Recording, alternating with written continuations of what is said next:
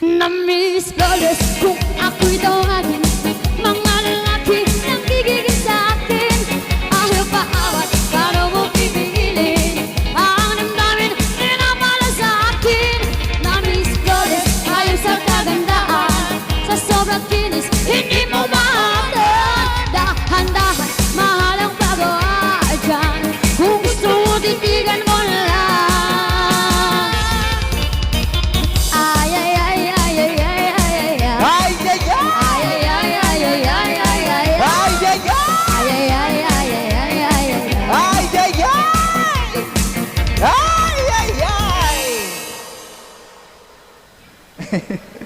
Sorry, nalimot ko.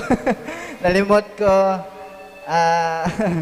Turuan niya pala ako ng English, tapos English niya, tapos Itagalog ko sa inyo.